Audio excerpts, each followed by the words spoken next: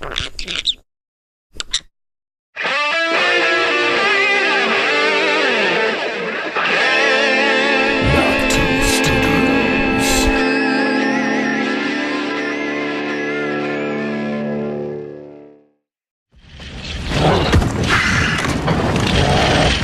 save me. Father, save me. The gods aren't down here. It's the six of us, you hear me?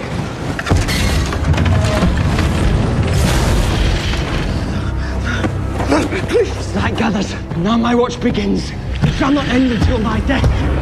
I shall take no wife, hold no lands, father no children. I shall wear no crowns and win no glory. I shall live and die by my post. I am the sword in the darkness. I am the watcher on the walls. I am the shield that guards the realms of men. I place my life and honor in the night's watch. For this night and all the nights to come.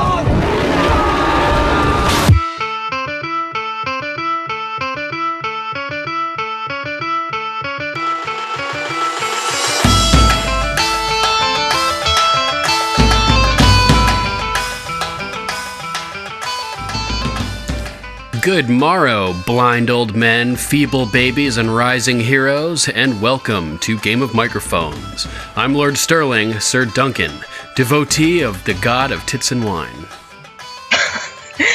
And I'm Lady Rachel of House Fox, master of multitasking. Oh yeah, and this is episode 81. On this episode of our series Rewatch, we are covering Game of Thrones, Season 4, Episode 9, The Watchers on the Wall. And in case you're not already aware, this series Rewatch is from the perspective of someone who's current on the show. That means you've seen up through Season 7. If not, there's still time to be impaled upon the massive arrow of an angry giant with such force as to be lifted clean up and off the top of a 700-foot wall to plummet to your death, so you don't have to hear these spoilers. I was kind of proud of that awesome. One. Warning. Spoiler alert. Spoiler alert. Oh, man. Man, I love this episode. How about you?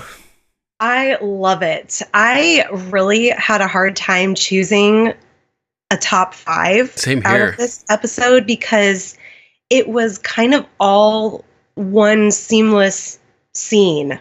There wasn't really, there were bits and pieces of dialogue and important moments throughout this episode, but really, if I'm not mistaken, other than Battle of the Blackwater, that episode, Blackwater and this episode are the only episodes to take place in one single location. Right, I think they call them bottle episodes. Okay, yeah. Yeah, pretty interesting, right? So that, it made it a little hard for me to separate it out. Right, I had considered suggesting just covering the episode in chronological order, just for a change, to mix it up a little. But by the time I thought of that, it was only like 20 minutes ago, so we already had all of our notes prepared and everything. I was like, uh-oh. Well, so we'll just do it normally. Yeah, so that just goes to show you how awesome this episode is, because I really did struggle to separate it out, because even the little moments in between my top 5, like my top 5 is actually fairly short, but my notes are really long because I didn't know how to quantify putting them in one place or another. Well, I'm really interested to see what you ended up picking, so why don't you start off with your number 5? Me too. I'm interested to see what you picked. So my number 5 is Ghost. Awesome. Yes, yeah. Right? Finally, some more Ghost. John is on top of the wall, and Sam comes up and tells him that shit is just hitting the fan down below. We need more men. It's just not looking good. And they come down the elevator, and John looks to Sam, and Sam is talking to John about, fighting, and John's protecting Sam because John knows that Sam I don't want you out there. Yeah, he knows that he's going to get himself killed, which I find funny because Sam does, in fact, kill the warg, the Fen warg. Right. With a crossbow. So, we know that Sam actually, while he is a self-proclaimed coward, he actually exudes bravery and several episodes of the series, you know, when he kills the White Walker. Yes. And here, too, I mean, he keeps his cool. He's loading that crossbow. He points it, shoots it, and boom, he's dead. Yeah, and I have in my notes, let's see, where is it? It's pretty funny. I have in the notes that the Then sees Sam and makes for him, probably because he looks nice and marbled. He's nice and marbled. Yeah, so I love that John is protecting Sam here, and he looks at Sam and goes, as he hands him the keys to the cage, I need him more than I need you. Right, and that could be kind of taken as kind of insulting, but I don't think he meant it that way. I actually have that in my notes too, is I wonder if Sam kind of took that as an insult, but I don't think he did, and I don't think John meant it as an insult either. I think he just probably thinks like, yeah, Ghost will be a big asset right now. Yeah. And so I'll be talking more about Sam and his cowardice or not in my points as well, so good point. Awesome, cool. Yeah, so they get to the bottom of the elevator, and John, in true warrior fashion, just somersaults out of that thing and just starts hacking people apart.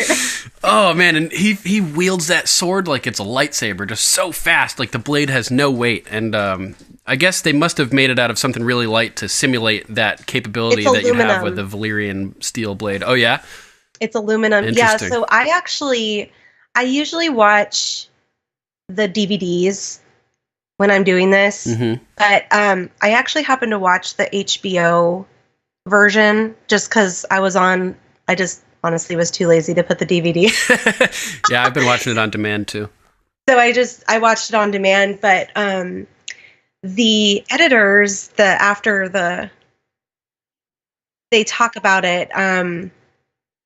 Is it called After the Throne or something like that? Yeah, something like that. Yeah, After the Final Throne or something like that. But they actually talked about Kit Harington in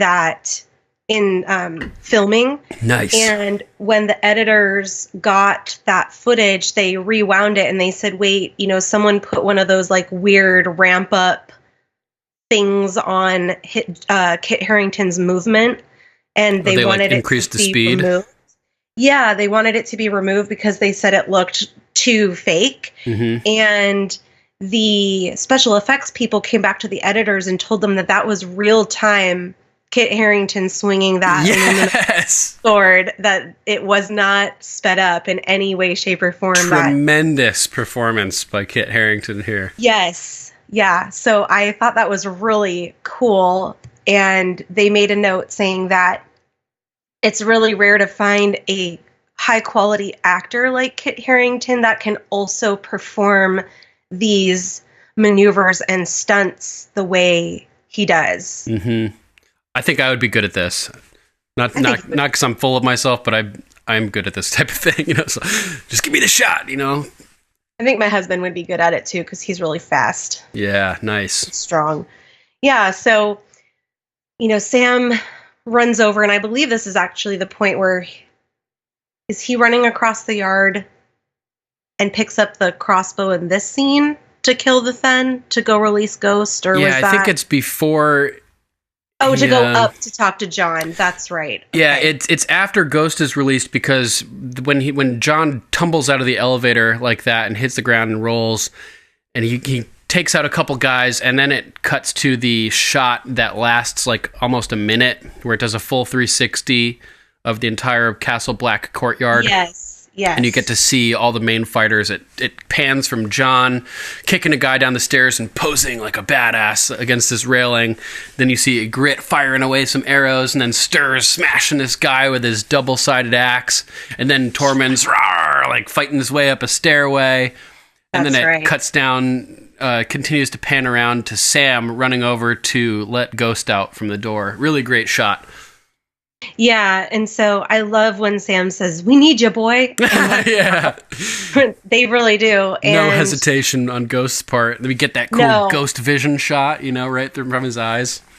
Yeah, and he's ready to go. Yeah. And we pan back out to the battle scene, and from stage left comes Ghost and just starts ripping the jugular out of that guy. Just torpedoes him. Pretty intense. So we kind of continue the scene. We don't see Ghost again, which is kind of a bummer, but I chose Ghost as my number 5 because I love the sentiment that John needed him, and Sam was there to help John get Ghost, and Ghost clearly is holding his own and really helping the battle. Definitely. But we pan back over from Ghost ripping the jugular out of that guy to John kind of fighting, and just slaying down these wildlings. And then from across the yard, the Magnar Then sees John, and they just start colliding with each other. And I have in my notes a real life David and Goliath type situation. Because that guy, Magnar Then, is massive. I think the character's name is Stir, I believe. Styr. Okay. Yeah, I mean, we know that Kit Harington isn't like super tall. He's kind of shrimpy. He looks like a shrimp. I mean, there was another scene in this episode where Ygritte is looking up at him. I was like, her neck's gonna break. She's looking straight up at him, and I felt like John kind of... Right. Yeah, that guy's huge. Same way, I mean, they're swinging... I mean, Longclaw is quite a formidable sword. It's very long. Oh, understatement. And, it's holding its own against this giant double-sided axe, which is still, I think, one of my favorite weapons in Game of Thrones. That axe is just insane. Yeah. It's massive. I mean, I swear to God, it's as tall as I am. It's like right out of a video game. And he's wielding it with one hand in that fight with John, too. He's got it in his left hand, I believe, and he's just swinging that thing and blocking the blows with Longclaw. And with that guy's height, combined with his reach, combined with the length of that axe, he has like a good distance that he can swing like to hit John. Foot. Yeah, so John's got to, like Muhammad Ali, like come into the cut and back out, trying to avoid that massive reach. And Longclaw, It looks long when John's holding it, but it's a bastard sword, so it's a little bit shorter than a typical two-handed longsword. Yeah, and I think that's because John is not super tall. Right. So it's, kind of almost like an optical illusion that it's a long yeah, exactly. sword. But so they're fighting, and what did you say that guy's name was? Stir knocks Longclaw clear out of John's hand. Oh my God. Horrifying. And Ygritte sees them fighting. Right. And she said beforehand that if he's mine, any of you tries to kill him and I'll kill you or whatever. It was a great line. We'll talk about that later. It is a great line. Yeah. But you know what I was thinking when she sees them fighting and she seems mad, but Stir has never seen Jon Snow before. So how is he to know that is the crow exactly that Ygritte wants to kill? But she's in battle herself. She can't really go over there. She's picking people off. We can tell that she's quite a marksman with the bow. There's an amazing shot where she's like a cat, like bounding downwards and bouncing off rooftops and rolling and flipping and popping shots and tracking people with her bow and just beating them in the dome piece. Grabbing arrows out of corpses and shooting like 2 in a row. And so we pan back over to Stir and John, and they're wrestling for it. And John's holding his own, and that head, but on the anvil, the blacksmithing anvil, he just got his bell rung. Oh my God. The first time that I saw that, my heart sank. I thought that Jon Snow was about to get Sean Beaned. Because that would fucking, your head would be spinning out of control after that. I have an anvil, smaller one. And, man, getting your head hit against that thing, no thank you. I'm surprised he didn't get knocked clear out or his teeth are all intact, which, again, kind of goes back to what we talked about in previous recordings of John maybe having some type of divine protection intervention. Yeah. But, I mean, in this moment, John is just getting pummeled. I mean, fucking completely trashed. Pummeled by this guy. I mean, being punched left and right, being thrown to the ground, being, thrown through the fire pit. Yeah. And I like this part because it's a coup back to when John was fighting Carl up at Craster's Keep. Carl fucking Tanner. Yes, because John spits in Stir's face. Right, just like Carl spit in his face. Yes. And it was just a great reminder that John is learning how to be a fighter and not so much a knight, if you will. I feel his formal training is kind of like knightly. Right, you learned to fight like a nice little lord, didn't you? Yep, right in the face, exactly. So sort of Braun style. He's picking up some like street fighting and wildling fighting, and it's making him more of a mixed martial artist, you could say. Yeah, because it's either fight with honor and die at this moment, or spit in the face of honor and fight dirty, survive. And it throws Stir off, and big time. Kind of backs away, and that gives John just enough time to grab that hammer and just whack him straight in the head, which is, oh my word, ball peen. Just brutal. Love it. And it was acted really well too. Instant death as the hammer bashes into his skull and sticks, and the guy's face just goes blank, and then he's kind of like tips over. Yeah. Really well done. It's deep in his skull. I mean, that was nasty. That's a nasty way to go. So awesome. Yeah.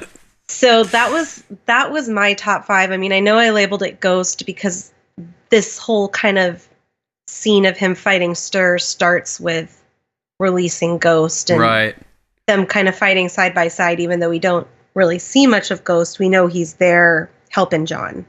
Totally. Yeah. It was great to see Ghost. I hope we see a lot more of that in season 8. I think we will. I think they've been saving it. I think so too. Yeah. I love the dire wolves. Same here. So my number 5 is Janos Breaks. Okay. Let me find that in my notes. Sure. Basically. Okay. Yeah. Oh, sorry. Go ahead. Do you want to say something? This is part of my number 4. Perfect. So we can collab on this. Yep. Basically, in this episode, Janos loses his shit.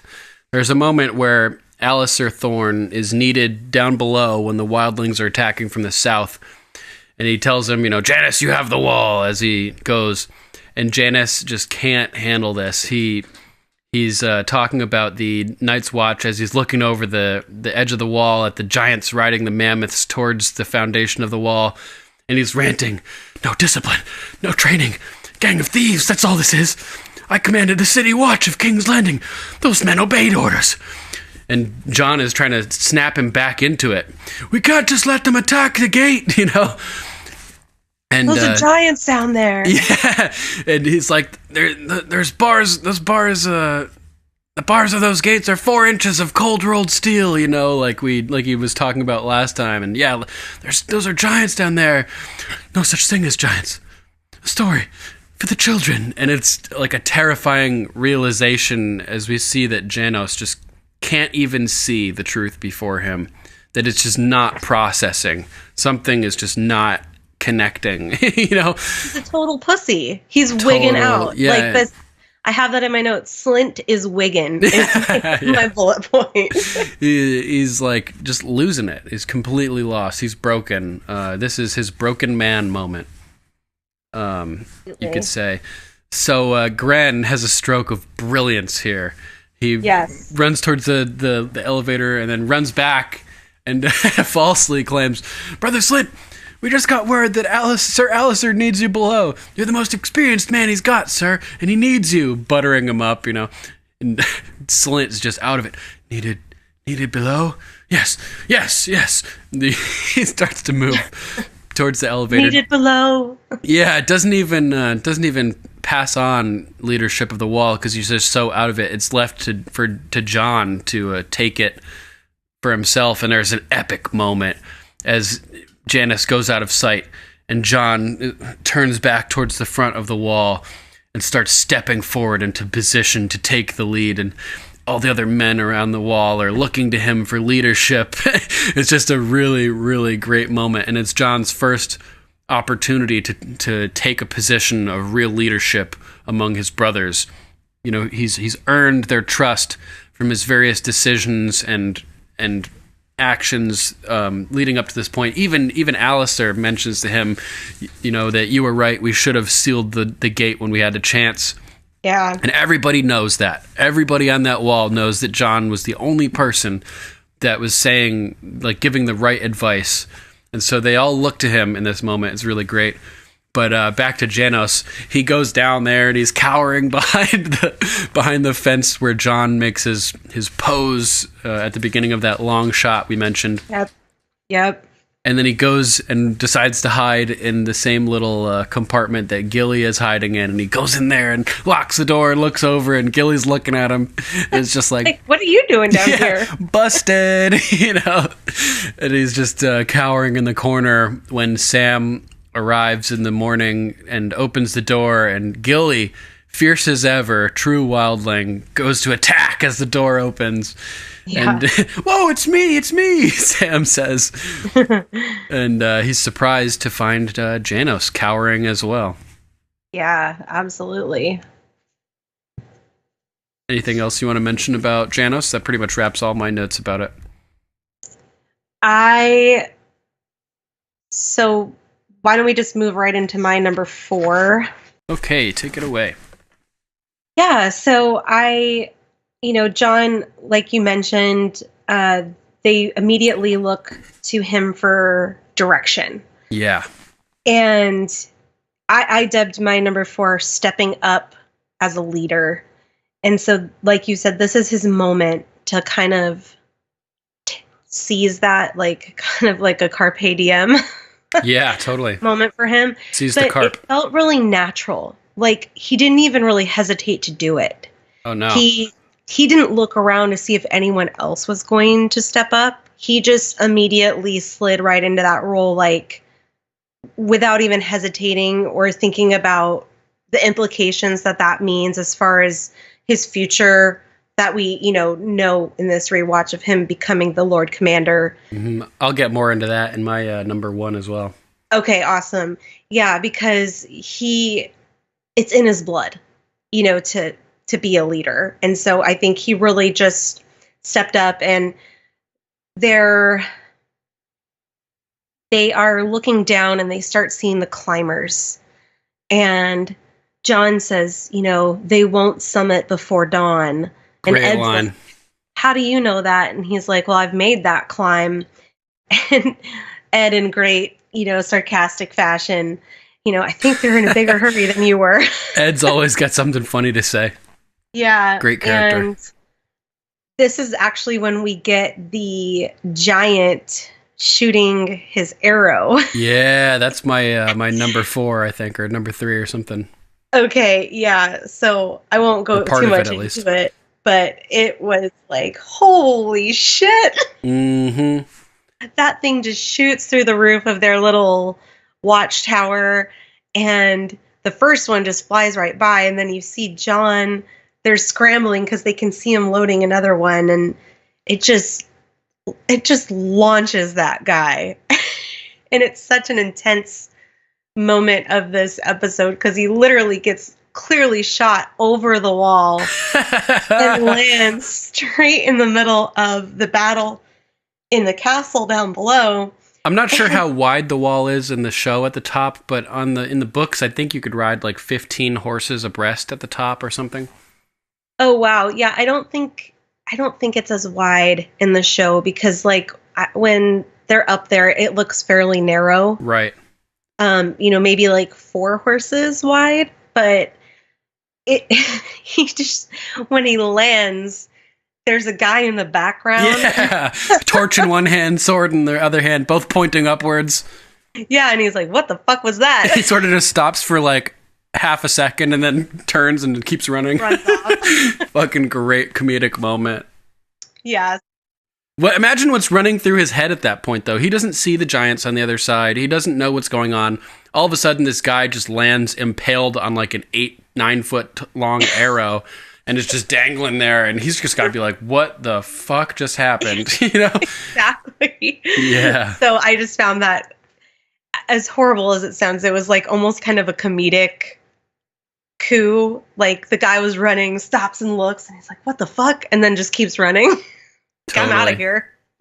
I don't know what did that, but yeah. So I mean, that pretty much wraps up my number 4. Nice. What's your number 4? My number 4 is giants in general, and the first part of it is the giant and the arrow, which you were just talking about. Oh, okay. That mega arrow, man, and such speed and trajectory, it just, like you said, blasts apart that wooden overhead structure, and that guy just soars, man, just impaled on that thing, and the sound effects of the wind. Oh man, I'll have to listen back for that. I didn't take note of it. It's but yeah, I can imagine. Really? Like he's like whistling through the air. Great. So funny. And yeah, like the first shot we get of the giants, one giant riding the mammoth, the other giant walking next to him, just riding out from the trees, and you're just like, oh shit, this is about to get crazy. I love that they put mammoths in this show. Yeah, totally. I thought that was so cool. Yeah, mammoths are great. So then the next part of the Giants, my Giants point, is the Ballad of Mag and Gren, you could call it. And it starts out with the giants, 2 giants and the mammoth sort of walking down to the opening of the gate.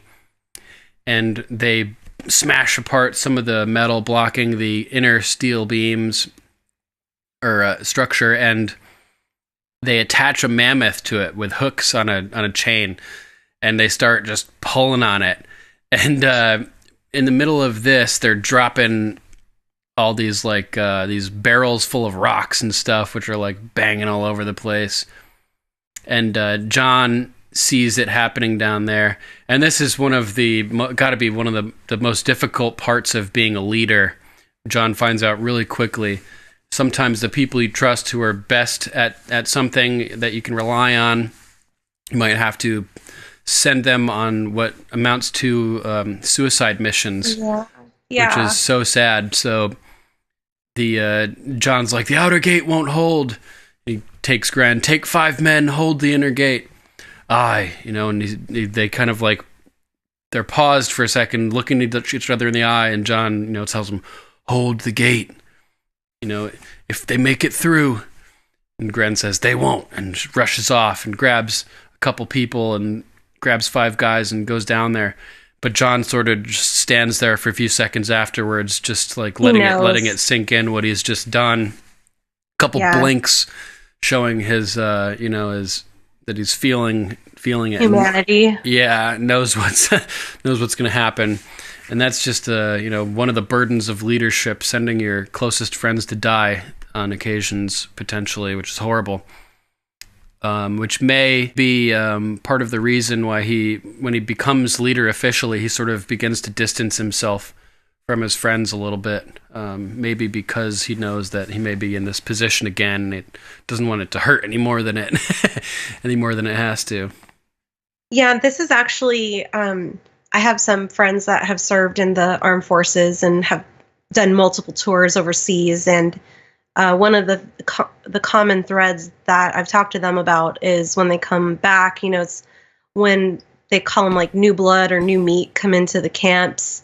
At first, you're like really excited to get to know the new soldiers coming in to replace the ones that are going back to the States. And, when you spend enough time overseas, a lot of those friends would, die. And so they would be really eager to meet them at first, but then towards the end of your tour that you really just try not to have relationships with any of them, because it's just harder when they don't come back from, the missions that they're on. So it's sad. It's really, really rough. Yeah, like you get really excited because you got new people to talk to, new people to get to know and hang out with. And, just with it being war and life's lost, they learned to kind of shell up and just not try to get to know the new people coming on, because it's just that much harder to, grieve if they don't come back. Yeah, so. It sucks. It's really brutal. Yeah.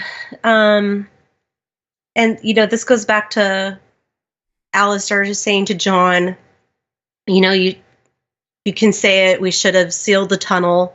Yeah, he's really diplomatic at that point too, John is. Yeah, and I think and John gives him kind of some credit here. He goes, it was a hard decision to make. And Alistair, said, we should have sealed the tunnel. It was a hard decision. You know what being a leader means? It means basically ignoring every twat that second guesses you, because once you second guess yourself. Do you know what I'm talking about? Yeah. It means that the person in charge gets second guessed by every clever little twat with a mouth. But if he starts second guessing himself, that's the end. For him, for the clever little twats, for everyone. This is not the end. Not for us. Not if you do your duty for however long it takes to beat them back. And then you get to go on hating me, and I get to go on wishing your wildling whore had finished the job.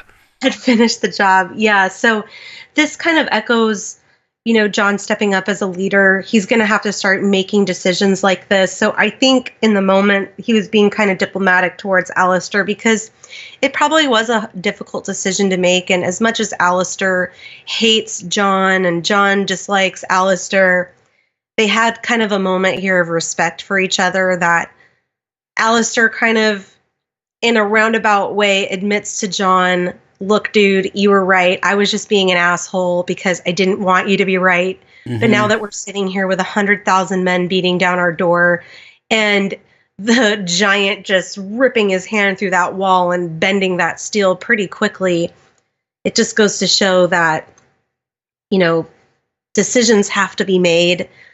And John has the opportunity to rub it in, and he doesn't either. He just says, it was a difficult decision either way, sir. Which it was, because to Alistair makes a good point too. You start second guessing yourself as a leader, you're just going to get overrun. You're just going to get overthrown. And I don't know if I agree with his sentiment fully. My thoughts are like that as a leader, it's critical to be adaptive and to be open to new information and to listen to the people around you just to find the best strategy, no matter what it is. And one of the things to do is to be able to realize if you're wrong and to be able to backtrack so you don't send everybody off a cliff, basically. Basically what Alistair does here. Right, yeah. Yeah, that's true. And I guess you could say that's the difference between Alistair's leadership and Dany's leadership. That she's fluid and can change her mind. How she, listens, but also stays true to what she believes, but she incorporates the advice into what she's doing. Mm-hmm. But she's also not afraid to say, nope, I'm going to do it my way. Right. So yeah, I think that's all I had on Alistair and John. Cool. So back to Mag and Gran. Next, John employs the fire barrels. I think maybe Ed actually who sets that in motion. But as as Mag and the other giant are trying to pull this door open, they start dropping the oil barrels down, and boom, they explode, and one catches the mammoth on fire, and he starts running, and one of the giants is running to catch him, and somebody shoots a ballista from the top of the wall and just goes right through the giant's heart, and he drops to his knees, and this enrages Mag the Mighty. And Mag grabs the base of that gate and is about to have a giant-sized adrenaline-fueled rage. Yeah, I said he's full of rage and straight up lifts the gate. Fucking rage. Rage, fucking rage! And so Gran and crew are in the tunnel at this point, and one guy starts freaking out. How are we going to stop that? Shot 20 arrows in him already! And Gran's holding down the fort. You heard John, we hold the gate. Jon Snow's not Lord Commander. And he's arguing, we hold the gate. And Mag, a.k.a. Ronnie Coleman, you hear, lightweight, baby! As he's lifting up that gate up onto his shoulders. And he crawls under it and comes into the tunnel. And boom! The gate falls down in the background. and he just starts charging towards the inner gate. And one guy's like, "Mother, save me! Father, save me!" And Gren's like, "The gods aren't down here. It's the 6 of us. You hear me?" And he starts reciting the Night's Watch vows, which is always like one of the most intense moments of the episode, you know? Night gathers, and now my watch begins. I get goosebumps every time. Yeah. "It shall not end until my death." And they start one by one joining into the chorus. "I shall take no wife, hold no lands, father no children." More start chanting. "I shall wear no crown and win no glory." All together. "I shall live and die at my post. I am the sword in the darkness." And they unsheath their swords all together in one motion. Yes, I love Magus that. is running and charging. Yeah. "I am the watcher on the walls. I am the shield that guards the realms of men. I pledge my life and honor to the Night's Watch for this night and all the nights to come." And boom, Mag comes crashing into the gate, and they scream and let a battle cry out as they all collide, and it cuts away, and we don't see that scene again until John and Sam find the bloody remains of Mag and Gren and company. And John says, "They held the gate." Yeah. And closes Gren's eyes. So sad. The look of pain on his face was so... Yep. And he knew it the whole time that's what was going to happen. Yeah, for sure. And the Ballad of Mag and Gran, I thought that was a really good scene overall. The little storyline all contained within this episode. He goes on to tell Sam, "Get some brothers down here to help you. We need to burn the bodies." And that's it. But we get to hear a little bit more about it next episode when John treats with Mance Rayder, and they share a drink in honor of Mag and Gren. Yeah, that was a sweet sentiment in the next episode for sure. Yep. Remember how funny that is? He's like, the king of the giants killed by a random farm boy. You know? Yeah. It's great. Kind of true. Yeah. So crazy. Right. So that was your number 4. Yep, that wraps up my number 4, and we covered yours as well, right? Yes. Did we cover your number 3 yet? No. It's a very short number 3, though. All right. Let's hear it. So I dubbed this The Delegation, and it's when John gives Ed the wall because he needs to go down and fuck some shit up. Yeah. And I truly believe that in order to be a great leader, you need to learn to delegate. Definitely. Because you can't do everything yourself. This is something that, we see down in King's Landing with the small council, that it's in place to help, delegate, like the master of coin, the master of ships, and just assist the king in all of his kingly duties. And Dany has her little group of people that help her with decision making, and has the Second Sons going to help keep the peace in Astapor and Yunkai and Marine. So John in this episode is, is really stepping up into his leadership skills. So absolutely, we see him kind of seamlessly step into this role without even hesitating when Slint goes crazy. He does it without skipping a beat. I mean, he really just takes it on. And again, for my number 3, labeling it The Delegation, without even hesitation, he knows that he's needed down below. He knows that he's a great fighter, and that's where all the fighting is happening now. So he delegates the wall siege to Ed, who he trusts and knows can handle it. So we start that actually it's Sam that comes up in the elevator and gets to John, and he goes, "Sir Alistair has fallen. The castle won't stand much longer." And that's when John has to, again, make kind of a split decision. He doesn't have time to think about, okay, who can I give the wall to that I trust? He just does it without even skipping a beat. He goes, "Ed, you have the wall." And Ed's face is like, what? Deer in headlights. What are you talking about? And he gives him really simple, quick instructions. You know, if they try the mammoths again, drop the oil on them. If the climbers get too high, drop the sides on them. Oh, I love that part because it's like, you know, the concept of Chekhov's gun. Yes. This is Chekhov's scythe, where the scythe is mentioned, so you know we're going to see the scythe at some point in this episode. Yeah. And it does not let us down. No, it doesn't. And I think I have that in my notes somewhere. But, I'm sure. You know, so Ed actually steps up fairly quickly. I mean, he's definitely more hesitant, and this is a great contrast between John stepping up without hesitation and someone like Ed stepping up but has hesitation. But he does it much better than Janice.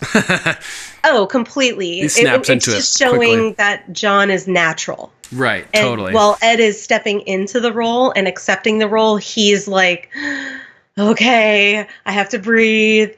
If we're going to die tonight, we might as well have some fun. So let's light the fuckers up. And then he gets intense with it. So yeah, he does a good job. You know, great choice by John to choose Ed. And Ed actually does an incredible job, which we can, you know, talk about, I'm sure. But it's a short number 3, but I thought it was a really important role or important piece of this episode in John's development as a leader. Definitely. I agree. I also love the actor that portrays Dolores Ed. He's funny, man. He's perfect. John ends up sort of giving him the whole night's watch when he leaves, too. Remember? Oh, yeah. Who knows if he gets elected to be the official Lord Commander, but he sort of becomes the acting Lord Commander, I believe. Yes, he does. That's right. And I think his brothers respect him and like him. You know, he's not a dislikable character. Right. So I'm sure that the Brothers of the Night's Watch are okay of Ed being acting Lord Commander. Yeah, hopefully. Here's another reason to read the books. Dolores Ed is just a consistent source of hilarious lines and dolorous humor. It's great. Yes, he definitely is. Yep, for sure. Yeah, so that was my number 3. Do you have any notes on this particular scene? I think we pretty much covered it. Okay, what's your number 3? My number 3 is Tormund Giantsbane. Okay. Who I just fucking love Tormund. He's one of the best characters on the show. And this episode, he really shines. Big time. So Tormund and the bear. Yeah, he's rambling about fucking a bear. And, you know, did I ever tell you about her? My Sheila. That was a night to remember. Of course, I'd had a good bit to drink. Her fangs were sharp, but she knew how to use them. You know, etc. She was no ordinary beast. And the whole time I'm thinking, because, you know, Ygritte, you know, she's like, you know, I know you never fucked a bear. Right now, I don't want to. You never fucked a bear. Yeah. Right now, I don't want to think about the bear you never fucked. I just want to think about putting arrows through crows. So she in the next sentence, she's using a coded language to like an animal referring to a human, and the crows talking about the Night's Watch people. So I'm wondering if when Tormund is talking about fucking a bear, if he's referring to fucking a Mormont woman. Oh, interesting. Just think about it. He likes Brienne because she's a big, badass, fighter, burly warrior woman. That's exactly what the women of Bear Island are like. Big, tough, rugged, you know, rural. Burly. What? Burly. Burly, yeah. Just burly fighting bitches, you know. And they're like Tormund's dream, you know. So I could imagine this referring to him having an encounter with a, you know, maybe they came south of the wall to do some pillaging or something, and ended up at Bear Island somehow, or caught more months on patrol or something like that. But you know, I don't know. Just an interesting thought. I thought that it'd be funny if it was like Daisy Mormont or something like that. Yeah, interesting. I kind of like that. Yeah, me too. Talking in code and these animals. Yeah, I can see that. That's actually not a far cry, because clearly he didn't fuck a bear. Yeah, so like an actual bear. Yeah, his line, her fangs were sharp, but she knew how to use them, you know? It could refer to, like, the tenacious, like, fighting attitude of the Mormont women, you know, and she was strong and dangerous, but she knew how to, like, you know, use her strength and everything for different purposes as well, you know what I mean? Her claws.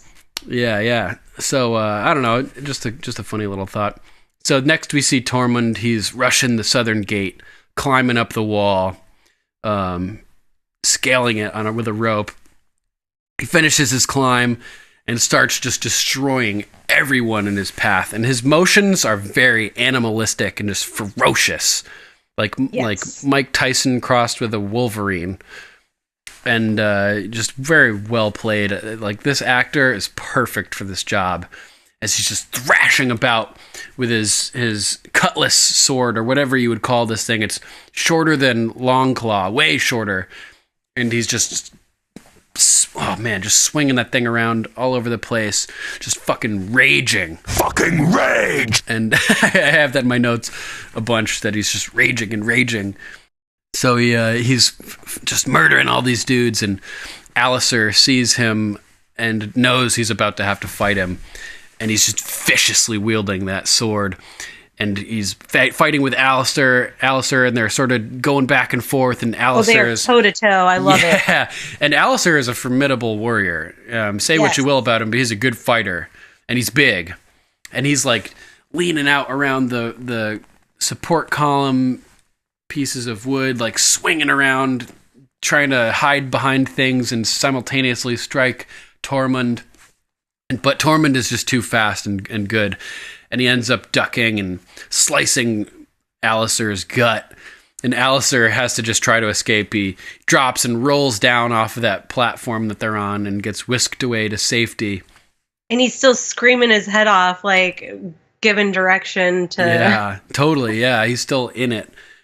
Like, he wouldn't leave if he didn't have to. They're dragging him off the battlefield, you know? Yes, he sure were. So Tormund, as Alistair's falling, he's got sort of like a reverse downward grip on his sword, and he's like stabbing down, trying to get him. And then he continues to hold that sword in the reverse grip.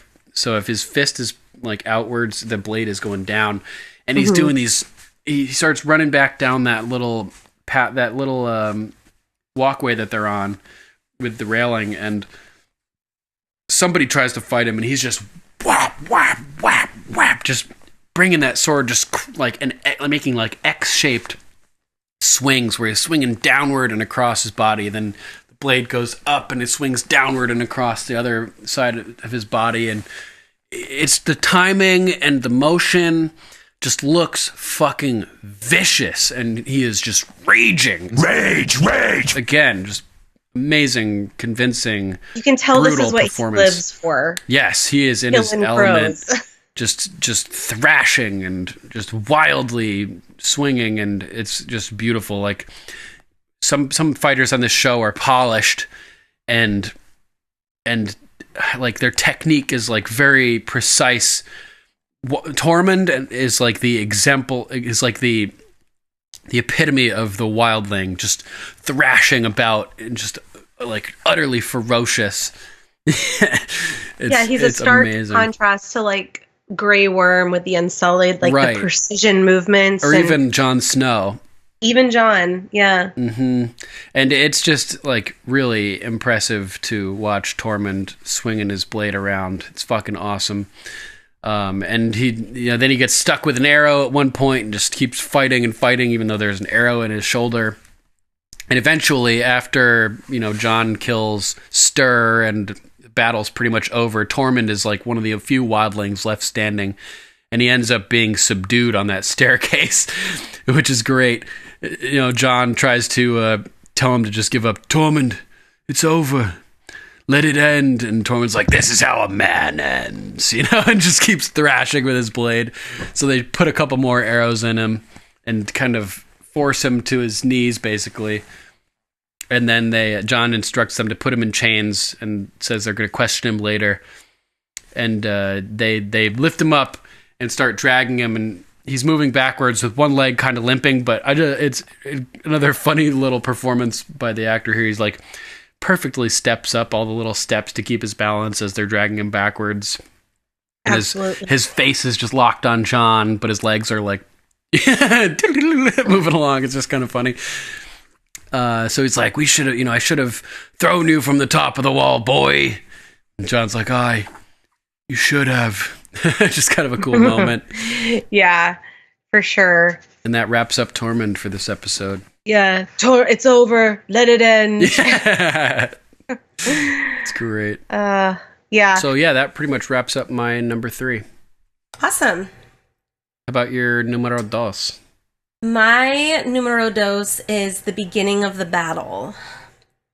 So we get the beginning of the battle, and we begin kind of with the owl up on the top. The guy's warging into him, and love that part. We see the owl land, and then it cuts to the warg. So we know they're spying on him. Really cool. Yeah, because Mance has told him, send your owl up to the wall every night. When it comes time, I'm going to light the biggest fire the North has ever seen. Yeah. And so I have it in my notes too, like if he's warging into an owl and flying up to the wall every night, wouldn't he kind of figure out that there aren't 1,000 men there? Yeah, they must know already, because at some point Ygritte comes back and says most of the men are up on top of the wall. So if she knows that most of them are up there, that means they must have an idea of how many there are in total. Yeah, because I was thinking that because she didn't see so many people down below, she assumed most of the men were up true. The wall. Yeah, maybe. So she doesn't necessarily have to know the total number. She just knows that there's only a few down below. There's only a few down below, and she's like, one fat guy and one guy loading arrows, which she's obviously talking about Sam and Pip. Oh, yeah, true. So I thought that was kind of funny. And then we kind of pan over back to the Night's Watch, and the horns start blowing. And they're up at the top. Oh, it's so eerie. It's so eerie. Yeah. And so we pan up to the top, and Alistair decides that he needs to go down below because they're attacking the southern gate, they're attacking the northern gate, and this is when he actually gives Slint the wall. And Slint just stands there. Again, this is mirroring kind of John just seamlessly stepping into this leadership role versus some pussy like Slint, who just kind of stood there and was like, I don't know what to do. I mean, he's always boasting about how he commanded the city watch of King's Landing, but yeah, and he never had to do any fighting, apparently. He never really had to do any fighting or like any type of tactical like military stuff, because Alistair comes back and he goes, what are you fucking waiting for? Loose! I just love that. And the scene of Ygritte and the wildlings running up to the southern gate, I mean, she is just lighting people up. And we get Pip and Sam and their little dialogue, and Pip goes, Sam, I think we're gonna die. And it was just kind of a sad, knowing that Pip does die later in this episode. It was just kind of like, oh yeah, honey, you are. It was kind of a mix of foreshadowing of his death and also like a slight moment of levity, because Sam turns it into a joke by replying, he's like, Sam, I think we're gonna die, if you keep missing, we will, Yeah. So, torches are flickering, arrows are flying, and then we kind of jump back over to the north side of the wall, and that's when we see the mammoth come out with the giants, and you just know, and Alistair's face kind of says it all. He's just like, fuck, John was right. We're pretty much dead men. And I love in this moment that Alistair's up there and they're still kind of getting prepared for the siege, and Gren drops one of the barrels. Right. Yeah, that was such a funny moment. And Alistair gives them all kind of his harsh lesson in following direction. Does knock fucking mean draw? So it just... My whole number 4 is just kind of the back and forth. You realize as a viewer that they're kind of being squeezed. We have this band of wildlings with Tormund and the Thens and Ygritte on the south side, and they're just picking people off. I mean, they're pretty brutal. I mean, for 100 men, they're dropping like flies for sure. And then you're panning over to the north side and you're realizing kind of the magnitude of seeing what 100,000 people look like, how far they span. Because when they walk out with the torches, it's miles and miles coming through the woods. Totally. And they're all kind of screaming, and the Night's Watch releases the first set of arrows, and they pick off like maybe a dozen wildlings, and they've probably wasted 100 arrows doing that, and they've only killed 12, let's say, and there's just out of range. There's just, they are so badly outnumbered. So I think, Alistair gets down to the base of the wall and he's like, those are Thens over there. Like, do you want to fill the belly of a Then tonight? Yeah, he actually has a really good motivational speech. Say what you will about him. He's horrible, but he's good in this moment. Yeah, absolutely.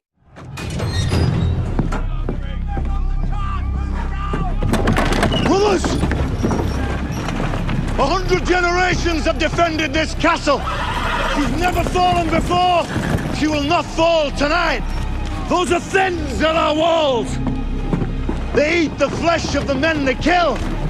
Do you want to fill the belly of a Then tonight? No! Tonight we fight. And when the sun rises, I promise you, Castle Black will stand. The Night's Watch will stand. With me now! Now with me! With me now with me. And they all like charge and they're like, wow, like let's go fucking kill some people. And Epic. So, we really get to see kind of his battle experience, which I really enjoyed. We get to see the way the wildlings fight, which is just with true abandon. They have no mercy. They leave nothing behind. And the Thens, man, they are just rolling over people. Ollie is wigging out. Yeah, he's sitting there with his hands covering his ears. And I feel so sorry for him because that guy that gets killed right next to him when the blood splatters on his face, that's the same way his mom got killed. Right. So I think he's just by the same people. By the same people. He's having flashbacks, PTSD is just taking hold for him. Big time. So it's just, I thought it was important to have the beginning of this battle in my top 5. But, like we talked about earlier, this is a really hard one to dissect into a top 5 because it's really just, like, we could just keep rolling and talking about it. But I'll stop there as far as it being kind of my number 2. All right. What's your number 2? Mine is the Ghost Maester. Ooh, okay. It's just that scene where Sam, after they're talking about, he's asking John what it's like to be with a woman, and he's like, "Oh, I'm not a bleeding poet," She had red hair. How big were her feet? Tell me something relevant, John, which is kind of funny. Great little moment in dialogue between the two of them, and so John relieves Sam, and he tells him to go get some sleep, and instead he goes to the library to read. And Maester Aemon just fucking creeps on Samwell like a ghost. Must have scared a poop nugget out of him, for sure, What is it that couldn't wait until morning, Charlie? And Samwell's surprised that he knows that it's him, but who else would be wasting candles to read in the middle of the night but Samwell Tarly, right? So yes, shows you how smart Aemon is. But I just love this whole scene. There's so much to break down through all the dialogue. There's just so many great lines and everything. He's talking about the irony of his age and the situation. He's like, I know my way around this library better than any other place in Castle Black. And it's just, he says, thousands of books and no eyes to read them. And that's just like a brutal idea, like just horrible. Oh, I know. And old age is such irony or something like that. Yeah, old age is a wonderful source of ironies, if nothing else. It's very beautifully written. And so he goes on, and they're talking about. This is when he brings up love being the death of duty again, and he tells Sam, "I told that to your friend Jon Snow once. He didn't listen, and neither did you." And I have written that you don't need eyes to see that Sam is in love with Gilly. Even Maester Aemon can see that, you know. Yes. And even Jon knows it, and Jon knows nothing. Hell, Jon even thought they were banging, you know. Which is pretty funny. So he's like, I know you love that wildling. He's like, I don't love her. Yes, you do. No. Yes, you do. I heard it in your voice. The first time that you brought her to me, and which is why you've abandoned your watch at top of the wall to come here and read about the terrible things that may have happened to her, you know. And he says, I was in love once, and Sam is like shocked by that. You were? And he's like, come on, you can imagine all manner of horrors befalling that poor girl, but you can't imagine that an old person was once more or less like you. I know, and Sam's like, I'm really sorry. You're right. And this is when Aemon has his Heisenberg moment. He sure does. Yeah. Do you know who I was before I came here? What I could have been if I'd only just said the word? Of course you do. And Sam is just kind of looking, and this is, you know, where he should have done the Heisenberg thing. Say my name. You know, would have fit perfectly. Aemon Targaryen. Yeah, exactly. You're goddamn right. Total fucking Heisenberg moment where he's just so fucking badass. And he's like laying down the law for a second in a way which he normally doesn't do, which I thought was really cool and shows sort of the diversity of this character that you don't really get a handle on normally. So he talks about how he met many girls when he was Aemon Targaryen. A future king always does. Some of them were quite forward in their attempts to win my affections. One of them succeeded. Do you have any idea who maybe it might have been? No, I have no idea. Because I was thinking that it sort of parallels a story that was told pretty recently about how one woman was betrothed to marry one brother, but on her way to meet Olenna? him, she got lost and found Olenna? her way into a different brother's bedroom, right? A Targaryen. Do you think that Aemon's too old, though? I mean, I know Olenna's old, but Aemon is supposed to be like over 100 years old. In the books, he is, but on the show, they removed a couple generations from the lineage. Interesting. So Aemon is much younger on the show. So, yeah, one of them succeeded in winning her affection, in his affection. So I was thinking maybe this is Olenna. Maybe it's his bedroom that she... and maybe that was a huge reason that he ended up going to the Citadel and taking the Black, because she married somebody else. No, what I would think is that she wanted to be queen. So she found her way into his bedroom. And then when she's like poo-pooing, like, oh, it was all the rage marrying a Targaryen, But she's like claiming like, oh, no big deal. Like I found, I didn't think it would be a good idea anyway. She's kind of like downplaying it. I think she's downplaying her disappointment, because Aemon, instead of deciding to marry her and take the kingship like she was hoping for, he decided to go to the Citadel, essentially spurning her and taking away her chance of being queen. And the brother who she was probably originally supposed to marry ended up being king probably. So she's probably really pissed about this. And instead of showing how pissed off she was, she just kind of poo-poos the Targaryens in general and says that she wouldn't have wanted to marry a Targaryen anyway, basically. Interesting. So I like it. Yeah, I thought this was kind of funny. So he goes on, Sam's like, who was she? And Aemon, and his eyes light up, even though they're blind, in an amazing performance. And I could tell you everything about her. Who she was, how we met, the color of her eyes, the shape of her nose. I can see her right in front of me. She's more real than you are. And he sort of laughs at the truth of that statement in a brilliant performance. And I was thinking about it, and he's right. To him, she's a person. He can see her features and her details, and he knows her body in and out, but he has like a full picture of this person. Whereas Sam, on the other hand, is a faceless voice to Aemon Targaryen, a shadow being, who Aemon can't fully conceptualize because he's never seen them. Therefore, the more fully formed entity in the mind of Aemon Targaryen is this girl from his youth who he has seen and remembers. So it's pretty interesting just that line of she's more real than you are, because he's actually seen her, whereas Sam is just like a figment, like a fleeting ghost person. A voice. Just a voice, a disembodied voice, you could say. Yeah. So he goes on, we could spend all night trading tales of lost loves. And Sam smiles, probably wishing he had some stories to trade of lost loves. And then Aemon switches it on him. Nothing makes the past a sweeter place to visit than the prospect of imminent death.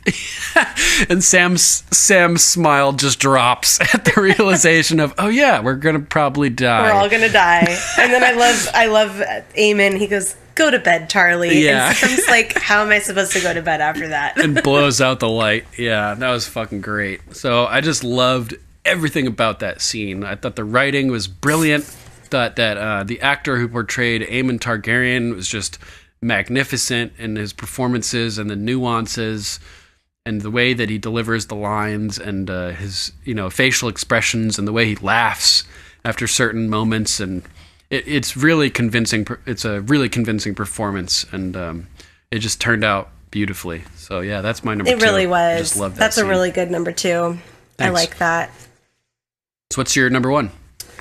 My number 1 is Ygritte's death. Oh.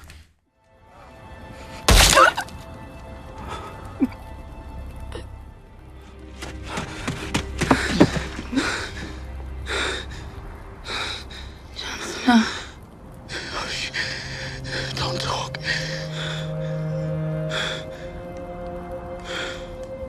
You remember that cave?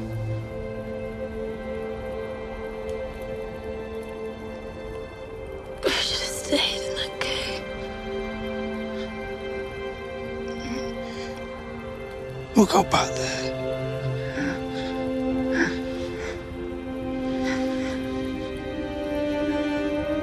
You know nothing, Jon Snow.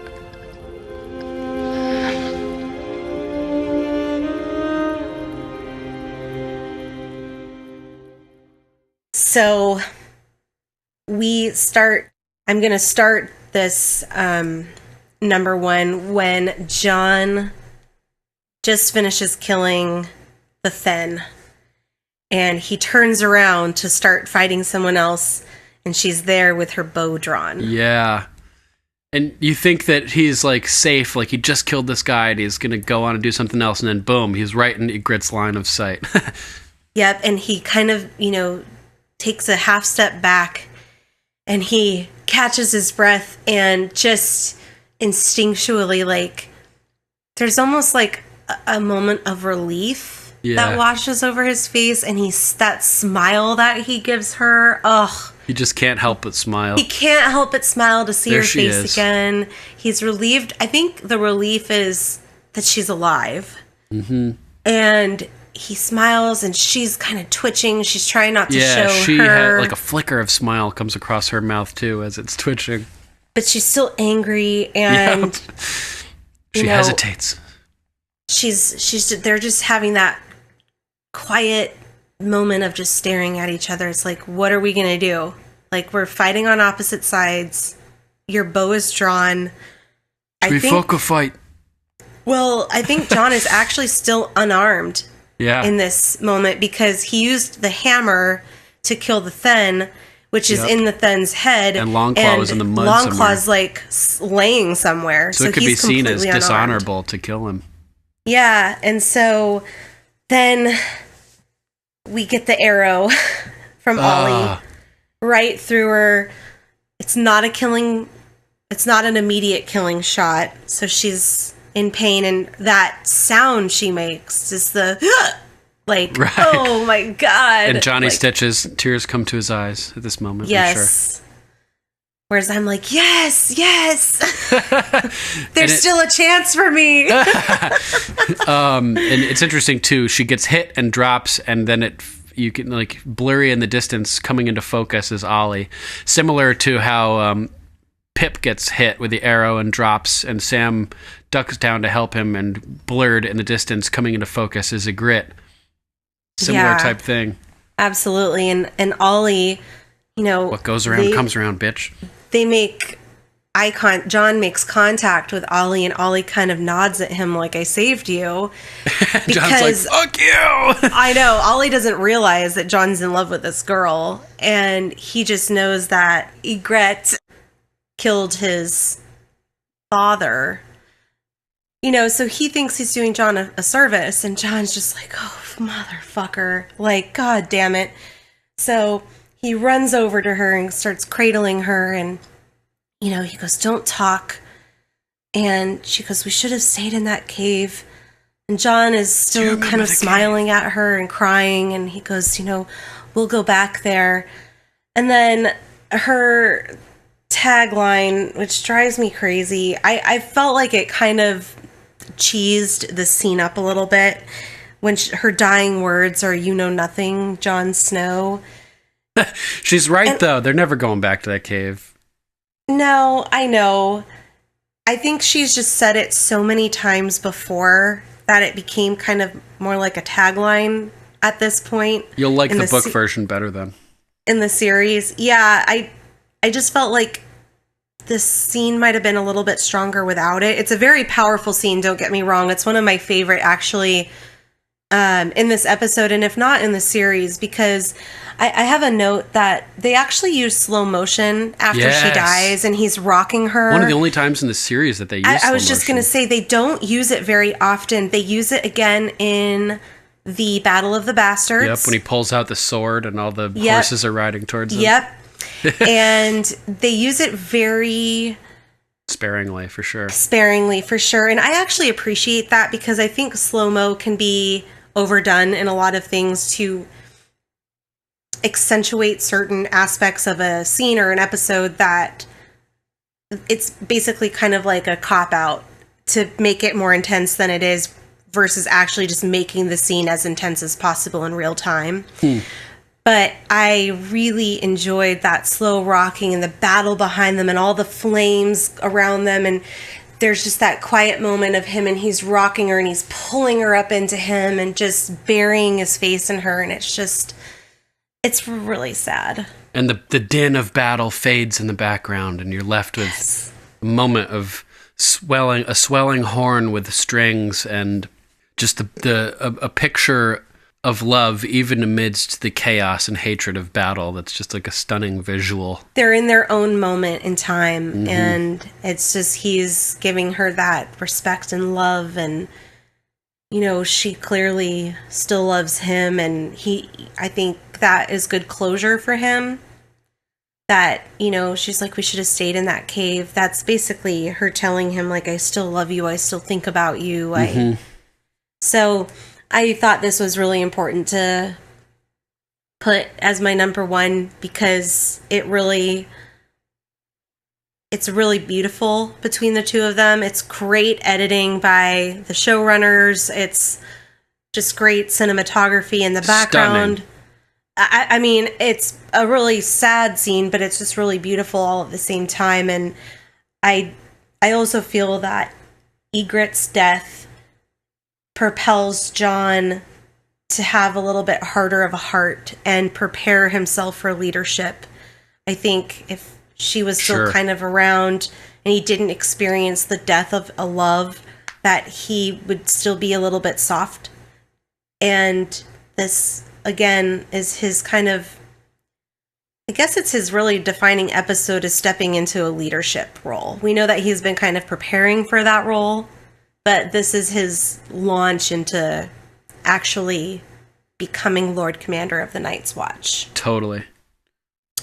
Yeah, so that's my number one. Nice. Good one. What about yours? Oh, you want to know, do you? Well, hold on 1 second. We'll be right back with my number one. Thanks for tuning in to Game of Microphones.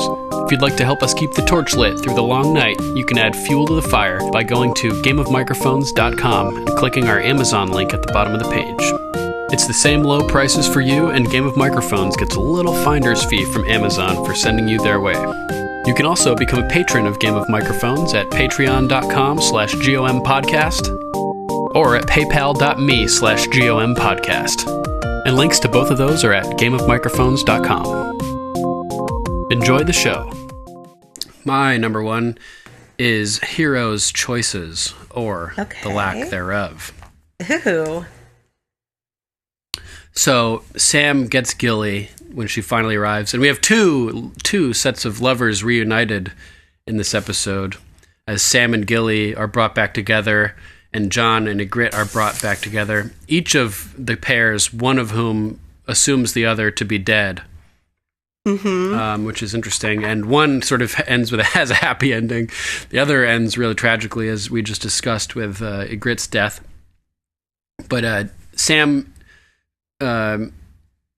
brings Gilly down to hide in the larder and tells her, "You'll be safe here," etc. And she's trying to convince him to stay with her. And this is one of his moments, where he really steps up. "You won't matter up there, you will down here." And he stops her. "I'm a man of the Night's Watch, Gilly. I made a promise to defend the wall, and I have to keep it, because that's what men do." And as he's saying this, he has conviction in his eyes. Like, she is not going to change his mind about this. And in this moment, Samwell Tarly is no longer a coward. No, he's not. Now he has something to fight to protect. And it's this fucking amazing scene. She tells him, "Promise me you won't die." And there was no way that I thought they were going to do this. Last week they referenced The Princess Bride with Oberyn Martell. "You raped her, you murdered her, you killed her children, I'm Inigo Montoya, you killed my father, now you will die." And this week this is totally referencing a scene from Team America, World Police. Oh, yeah.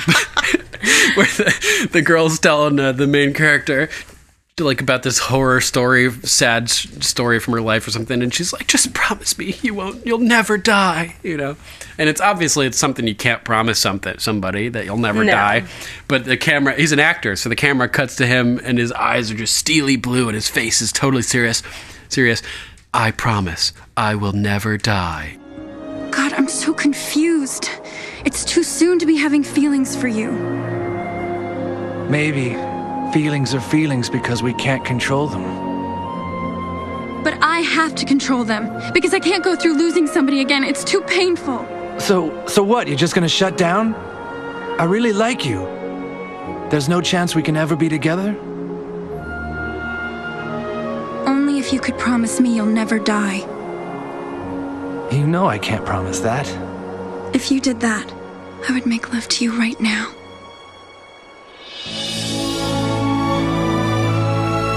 I promise I will never die. And this is exactly what happens with fucking Sam here. It cuts back to Sam, and his face is totally serious. And he says, "I promise you, I won't die." Just like fucking Team America. And I'm just thinking, oh my God, this is too funny to conflate this Team America moment into this Game of Thrones episode. Just fucking hilarious. Oh my God, it's so funny. So then it cuts to Pip, who's freaking out as he's getting the bolts and crossbows ready. And he's freaking out for good reason, because he's going to die. He's going to die. So Sam starts to try to give him some motivational talk. And he's like, "Well, there's lots more wildlings on the other side of the wall than this side." we've got loads of weapons and things. It's the perfect place for us to be. And Pip's like, I've never thrown a spear before. I've never even held a sword with a proper edge. This is no place for me to be. You're not afraid? To Sam, he's like, of course I'm afraid.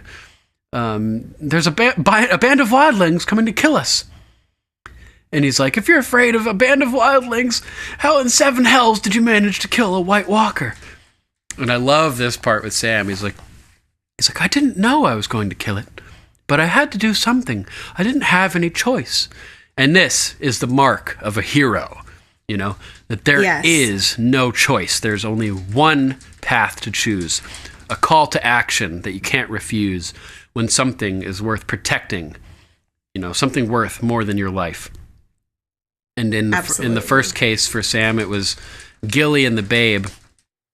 So he's like, he was going to kill Gilly and take the baby. And then he goes into really, really interesting line psychologically, which stands out to me. If someone had asked me my name right then, I wouldn't have known. I wasn't Samwell Tarley anymore. I wasn't a steward in the Night's Watch, or son of Randall Tarley, or any of that. I was nothing at all. And when you're nothing at all, there's no more reason to be afraid. Which I thought was great, because he became secondary to something that was more important, which was protecting Gilly and the baby. And it's a similar type situation now where for John, where we'll get to that in a bit, but he's got to protect the realms. He's got to protect the wall. And he steps up. There's no other choice. Like you said, he steps right into the role because it's just what he has to do and he knows it. But Pip says to him, but you're afraid now? And he's like, well, yes, well, I'm not nothing anymore, which is funny. And I wanted to know what your take on that was. What do you think he meant by that? Like, I'm not nothing anymore. I think he feels responsible for Gilly and little Sam at this point, that he felt like nothing before because his father practically disowned him, said, I'm going to murder you if you don't go up to the wall. Mm-hmm. You're a worthless piece of shit. Like, get out of my face. Leave. You're not my heir. So I think for a long time, Sam felt like nothing because he was nothing in his father's eyes. He wasn't even worth sticking around Hornhill. Right. And through this process of becoming a Night's Watchman and maybe finding a little bit of purpose, I think Sam takes his oath very seriously, because going back to the scene with Gillian, he goes, I am a man of the Night's Watch, Gilly. I made a promise to defend the wall, and I have to keep it, because that's what men do. Yep. And I think he has a sense of belonging. I think he has a sense of purpose now. I think he's in love for the first time. Mm-hmm. He feels responsible for putting Gilly and Sam in danger down in Molestown, and he knows what his vows mean. And while he may take them very literally, as he should, he takes them very seriously. And so I took him saying, "I am not nothing anymore," because he has a purpose. Right? Yeah, I agree. He has a purpose with the Night's Watch, whether it's not necessarily battle-ready purpose, but he's educating himself in the library. He's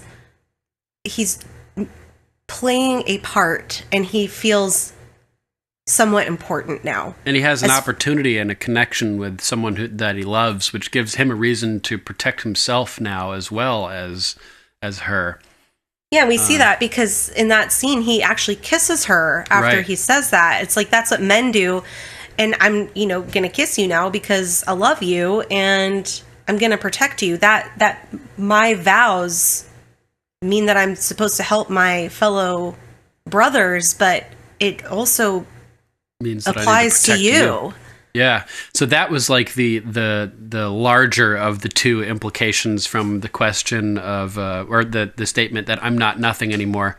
The other more obvious explanation is referring to, because when he was nothing in that adrenaline filled moment where he has to fight the White Walker, it was the adrenaline's pumping and he forgets about himself, and so it could be the surface meaning of, well, I'm not nothing anymore, as far as Pip is concerned, is, well, that moment is over.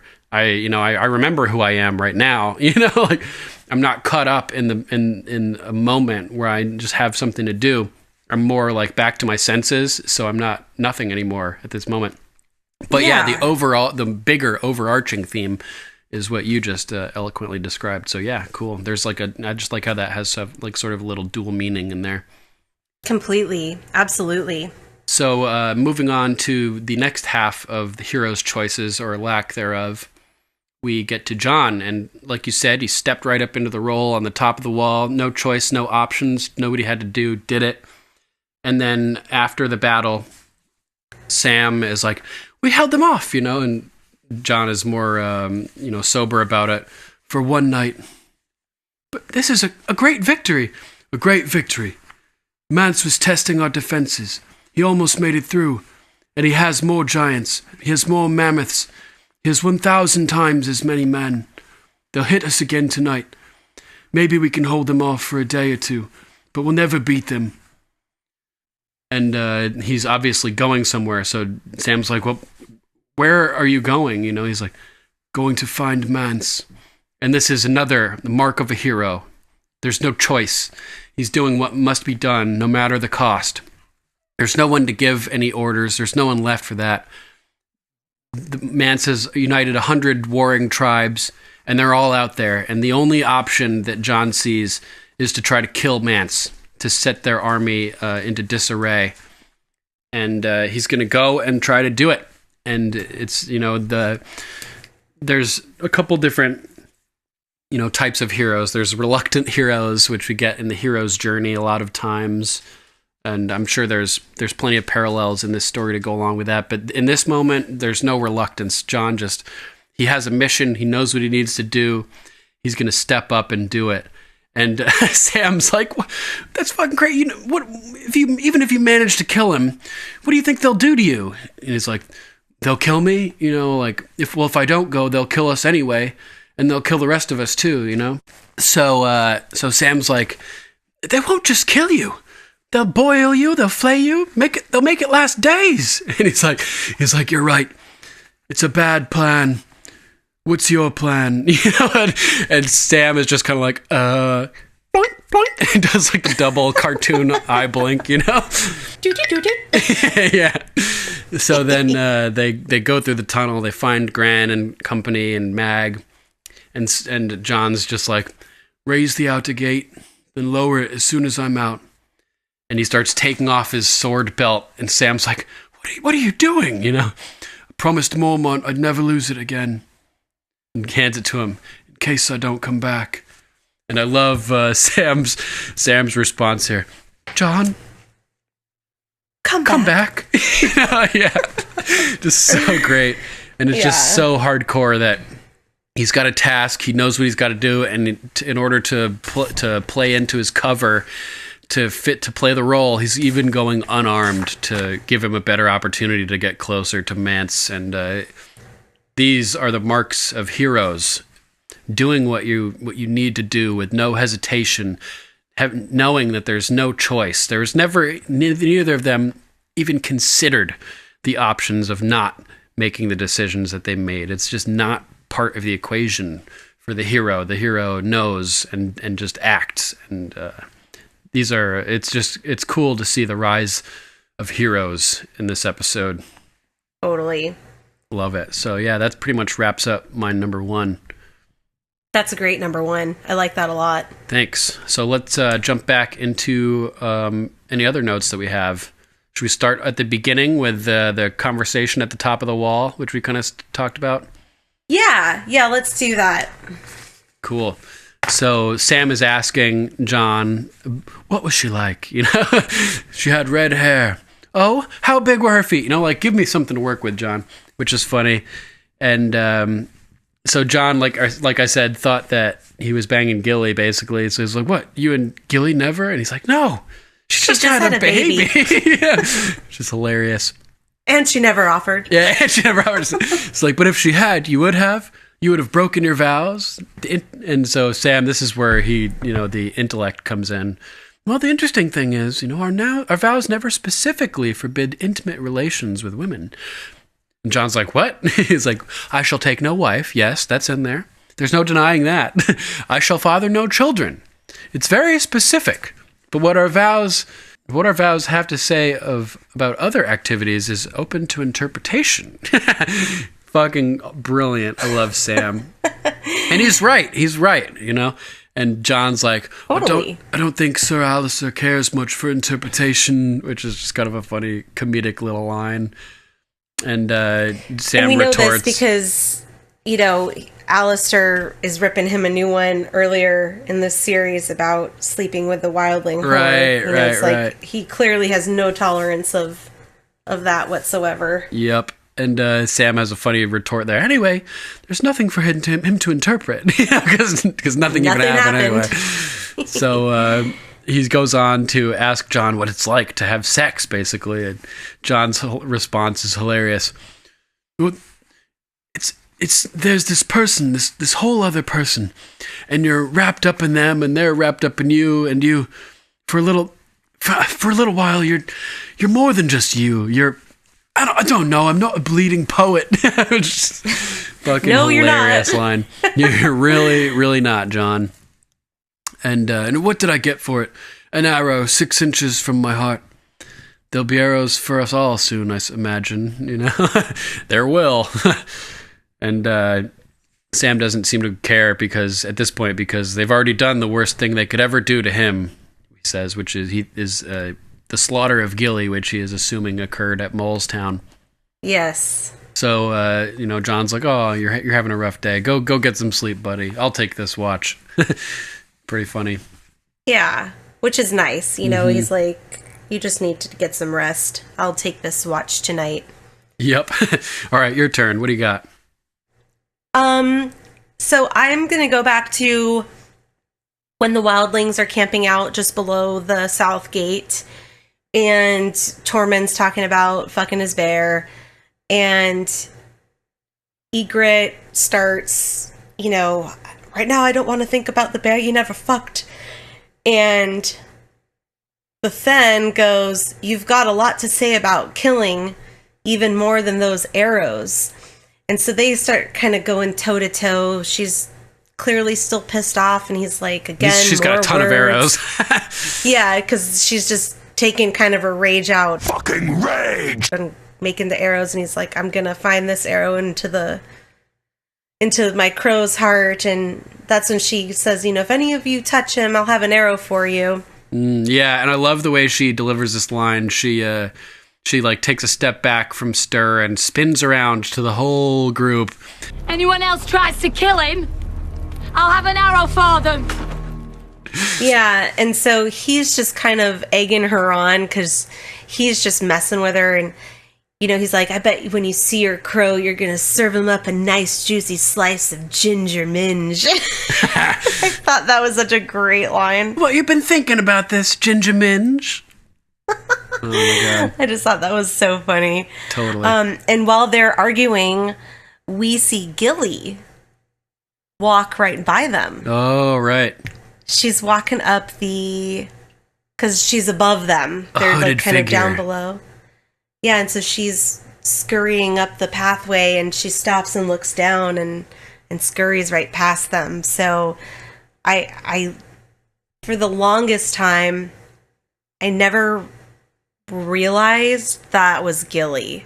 Right, yeah, I like the way You they did know, that. like, it didn't connect with me until, like, maybe my 5th or 6th time watching. I was like, oh, that has to be Gilly, because then the next time we see her is, or down in that we then go to Sam and Aemon, which we covered in great detail in the library. Mm-hmm. But the next scene that we go to is Pip is arguing with Gilly on the other side of the gate. And he's So like, I'm funny. sorry, I can't open the gate. I have orders not to open it for anybody. Yeah, and so, you know, Sam is on his way to bed because that's what Aemon told him to do, and he's walking across, and he hears Gilly, and, you know, he's like, Pip, open the gate. And he's like, no, I'm not supposed to open it for anyone. He's like, oh, fucking open the gate. Yeah.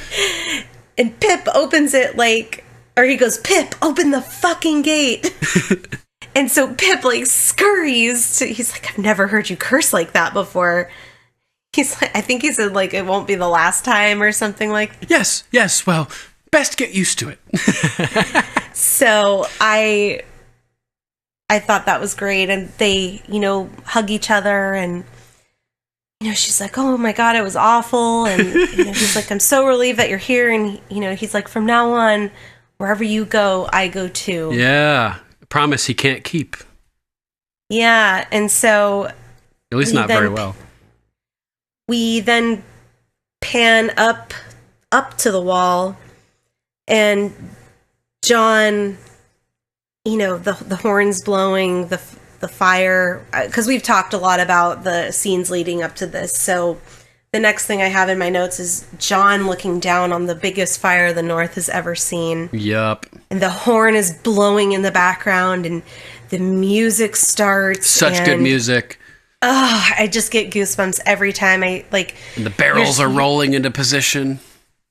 Yeah, it's like the pit of my stomach kind of drops every time I see that big fire, because it's just like it's starting, and that's quite an incredible fire to start in a frozen tundra, if you will. Yeah, it's pretty impressive. I was kind of wondering how they got frozen trees to light on fire, but we'll just let that one go. Yeah, so that's kind of I just love that. I get goosebumps every time I hear that music. Yeah, it's so good. Some of the best. So what's your next note? Let's see. I guess it's worth noting that Egret's hesitation to kill John is sort of foreshadowed in the moment where they get the signal that it's time to roll on the wall. And Tormund, I think, is like, let's kill some crows, and everybody starts running to advance towards the wall. And Ygritte has a moment where she looks down into the fire, and you can see trepidation on her face, where she just feels like, you can tell she's just nervous about it and not really necessarily really wanting to go through with it, worried about what's going to happen, basically, am I going to have to kill him? Is he alive? So that was kind of interesting. Oh, some of the slaughter that's going on when they finally invade down in Castle Black is great. One guy gets stabbed right through the eye, and he's just like, ah! Oh, yeah. And Stir has that massive double-sided battle axe. He's just trashing everyone with it. Sometimes he's using the tip of, the edge of it to slice. Other times he's just slapping people with the side of it and just knocking them upside the head. Really cool. And Ygritte is just ferociously shooting at any crows that she can find with shoulder-length dark hair. Anybody that looks like Jon Snow, she's just blasting away at him. And Ollie's operating the lift. One of the chefs employs a big tub of boiling liquid and dumps it on a wildling. And then another chef walks through with a massive butcher's cleaver on his shoulder and just smashes a guy with it, which is really cool. Pip finally kills a guy, and Sam's like, oh, is it over? I got one right through the heart. He's dead. Well, then, let's keep going. And that's right when Ygritte shoots him, and Sam is just trying to comfort him as he dies. Sad moment. Oh, yeah. It's just like, I'm gonna go get Maester Aemon, and Pip just starts grabbing at him don't leave me. Don't leave me alone. Mm-hmm. And so Sam kind of settles back down, and it's all right, Yeah, Maester Aemon's coming. Oh, gosh, it's so sad. But nope, he deyoed. What a horrible way to go. Definitely. So then at one point when Sam is going back up to try to inform Jon of the situation below, that Alistair's fallen and everything, he hops on the elevator and screams at Ollie to activate the elevator, but Ollie's out of it in a PTSD, he's in shell shock. And he changes his tone, which is kind of funny for the audience. Your name's Ollie, right? Listen to me, Ollie. Get me to the top. Blah blah. I just thought it was funny how he changed his tone there to try to get Ollie to start paying attention. So yeah, I think he recognized that he was terrified, and I think Sam may be a little bit more open to recognizing that because he came to Castle Black pretty cowardly and scared. So he knows that he wouldn't want to be screamed at either. Yeah, so I think he had kind of a soft spot for him, and he's like, the only way that I'm going to get this kid to listen is just to calm down. And, he's a little boy. But what's the last thing that Sam says to him here? To fight them. Yeah, find a weapon, Ollie. Fight them. And it pans to the bow. Right, yes. so we can kind of blame Sam for Ygritte's death. Yes. Interestingly enough. Definitely. Got any other notes? The only other note that I have is when they dropped the side, boys. Yeah, Chekhov's scythe. Yeah. Oh, man. I mean, who would have ever thought that there's like this giant anchor frozen in the wall? And I mean, they're getting close, and I didn't, when I first watched this episode, when John tells Ed to, if the climbers get too high, drop the side on them. Oh, that's what you thought he said? Side? Yeah. He said scythe. Yeah, so I originally thought he said side on them. I'm like, what is he talking about? And then yeah, I think a lot of people have had the same question. They were like, what the fuck did he just say? Yeah, I didn't. And, then obviously when we cue to this portion of the episode, I realized he said, Scythe. Scythe. Okay, yeah. Yeah, scythe. He pronounced it with a scythe. Yeah, the scythe. And you know what a scythe is regularly? This is sort of like a different styled scythe, but do you know what a scythe is? You know the Grim Reaper, how he has that stick with a hooked blade on the end of it? Uh-huh. That's a scythe. It's meant for like chopping down wheat and stuff like that. Oh, okay. So in this circumstance, instead of wheat sticking off the ground, it's wildlings sticking up out of the wall, and it just sweeps right through them all. And I have written down, Chekhov's scythe leaves climbing wildlings a red mist, hand hanging. I fucking love that part. Yeah, that was pretty intense. Yeah, the scythe is a cool addition that's not featured in the books. Also, it's not? Right? Interesting. Yeah. So it's kind of cool just to throw in a little surprise for book readers to keep them on their toes, and it was a very creative way to do that. Really cool. That's awesome. Yeah. Yeah. So I just said, cue this giant anchor that rips through the climbers. Yeah, totally. That thing is fucking awesome. And then, it's at this moment that the wildlings decide that it's enough for one evening. And all of the people around Ed start cheering, and Ed goes, don't cheer too loud. They still outnumber us 1,000 to 1. Yeah, how fucking crazy is that? Oh my God. I just can't even think about that. Right. So we mentioned that. 1,000 to 1. Yeah, we mentioned it in the last episode too, but I guess it's worth mentioning again that this, since we love talking about historical parallels, this sort of parallels the Battle of Thermopylae, which the movie 300 was based on, where 300 Spartans defended against 100,000 Persians using a very narrow passage and not a foolproof, but a very effective phalanx tactic of fighting. So the obviously the tunnel, as the single narrow passage at the base of the wall, sort of represents the pass at Thermopylae, and the Night's Watch are the Spartans, and the wildlings are the Persians. So just a great historical parallel there for this whole battle as well. And that pretty much wraps all my notes up, actually. Yeah, mine too. I know we've said it, but this was a hard one to dissect into a top 5. Yeah, I think we did a good job, though. I do too. It's just such a great coup to the showrunners and the editors that it was one giant scene that was so seamless and fun to watch from a perspective of a viewer. I mean, while it took place at the wall, I thought they did such a great job of sectioning, the Battle of the South Gate, the top of the wall, the battle to the north side of the wall. It gave it so much dynamic and depth, and it didn't get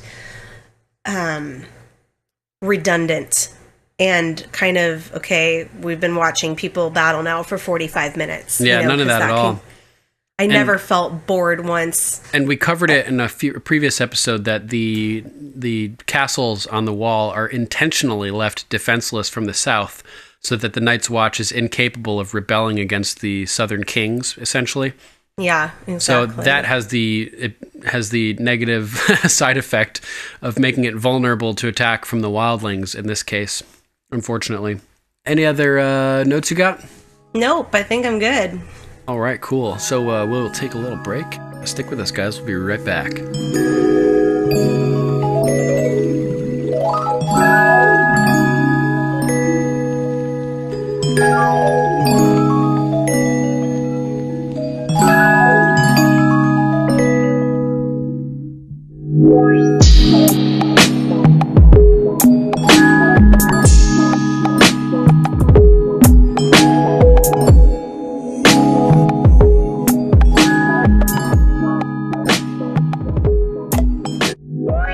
And we're back with news about Game of Thrones from winteriscoming.net. Join us as we mourn a loss. Kit Harington has cut his Game of Thrones hair. By David Harris, aka Razor. And I posted this on Facebook with the caption, "And ovaries shriveled all across the lands of all the kingdoms." So, onto the article. May we have your attention, please? It is with a heavy heart that I must announce that today, November 23rd, 2018, Black Friday, will forever be remembered as the day we learned Game of Thrones star Kit Harington has finally cut his long and luxuriously curly locks. Nothing will ever be the same again. News of this most tragic event came to us via Daenerys Targaryens on Twitter, who shared the photo of Harrington's new look. Prepare yourselves, for this is what the vast and cold emptiness of abandonment looks like. And there you have it. Kit Harington has apparently given up his lucrative and successful career at acting to become a hipster artisanal mushroom farmer. Based on this photo, apparently. So, for more funny prose regarding Jon Snow's hair, go to winteriscoming.net and check out the rest of that article. And that's it for news, so let's move on to our Game of Thrones and history segment. This week, we're covering an article from BusinessInsider.com, 5 times Game of Thrones-based schemes, massacres, and battles on real moments in history by Aine Kane. And we'll just cover a couple of these. The first is the Battle of the Bastards is a twist on a famous Carthaginian victory. The Battle of the Bastards, which saw the noble-hearted Jon Snow face off against the wicked Ramsay Bolton, was one of the most raved-about episodes of Season 6. The numerous, immersive, intense battle scenes kicked this episode into high gear for many viewers. The whole thing also likely looked rather familiar to classical scholars. That's because the showrunners mirrored the whole clash on the Battle of Cannae, as Kristen Acuna wrote for Tech Insider. That famous 216 CE battle is now regarded as one of the most impressive tactical victories of all time. After spending 2 years rampaging about the Italian peninsula, Carthaginian leader Hannibal Barca cemented his status as a military legend by surrounding and defeating his enemies with a much smaller force. Ramsay's forces used a similar pincer movement during the Battle of the Bastards. Jon was ultimately able to subvert the historical model and break free of Ramsay's circle of death with the help of reinforcements from the Eyrie. In Hannibal's case, the Roman legions were butchered, leaving up to 70,000 dead, including Roman consul Lucius Aemilius Paulus. Paulus's son-in-law, Scipio Africanus, would ultimately defeat Hannibal once and for all at Zama. Thanks for not giving me that one to read. You're welcome. All right. The Boltons share their habit of skinning people alive with an ancient regime. Getting flayed alive is probably one of the worst ways to go out. Yeah. So it's no surprise that skinning people was a favorite pastime of Ramsay Bolton, one of the worst characters to ever grace the small screen. But this antagonist's gruesome hobby didn't simply come from the dark side of Martin's imagination. In fact, one ancient kingdom was famous for skinning its enemies. According to the blog History Buff, the Assyrian king Ashurnasirpal II claimed to have flayed as many nobles as had rebelled against me and draped their skins over the pile of corpses. Some I spread out within the pile, some I erected on spikes upon the pile. I flayed as many right through my land and draped their skins over the walls. Yikes. That is fucking hardcore. Gross. Super gnarly. Oh man, that's one I was not familiar with, so I love to keep hearing all these. Both of these, actually, I hadn't heard yet, so we're starting to dig pretty deep into the historical references on this show. It's pretty awesome. Yeah. There have been several Red Wedding-style attacks through the centuries. The Red Wedding traumatized fans and will likely be remembered as the bloodiest, most harrowing party to ever grace television. A strikingly similar attack took place in Ireland in 1574. I mean, in Ireland. Ireland. An Irish chieftain named Sir Brian MacPhelim O'Neill ruled over the kingdom of Clannaboid and had previously been knighted by the English crown. When he lost the Queen's favour, he began to fight against the English invaders. Eventually, however, he invited Walter Devereux, the Earl of Essex, to his castle to discuss peace terms over a Christmas feast, according to Wayne E. Lee's Barbarians and Brothers. At the Earl's signal, Sir Brian, his wife, and the rest of the family were seized, while 200 of their followers were indiscriminately slaughtered. Sir Brian O'Neill and his family were all subsequently executed. A similar situation occurred in Scotland during the 1692 massacre of Glencoe. Captain Robert Campbell and 120 of his men were given hospitality at Clan MacDonald's castle. After 2 weeks, a message arrived ordering Campbell to attack, according to Britannica. One winter's night, the soldiers played cards with their victims and bid them pleasant dreams as usual. Then, they massacred all the MacDonald's men they could find, including the chief. Another Red Wedding-esque incident, the similarly named Black Dinner, went down in Scotland in 1440. Advisors of the 10-year-old King James II grew concerned that Clan Douglas was growing too bold and too powerful, according to The Week. These advisors invited the 16-year-old Earl of Douglas and his younger brother to come over to Edinburgh Castle. The king and the Douglases had an enjoyable time. Nothing seemed amiss. Then, at the end of the dinner, the severed head of a bull, a symbol of Clan Douglas, was tossed onto the table. Like the Rains of Castamere at the Red Wedding, this was a signal. Much to the young king's horror, his two friends were dragged outside, put through a mock trial, and decapitated. Ugh. Yeah. So for the other two examples from this article, go to businessinsider.com and check out the article 5 times Game of Thrones based schemes, massacres, and battles on real moments in history. You hear that? Caw, caw.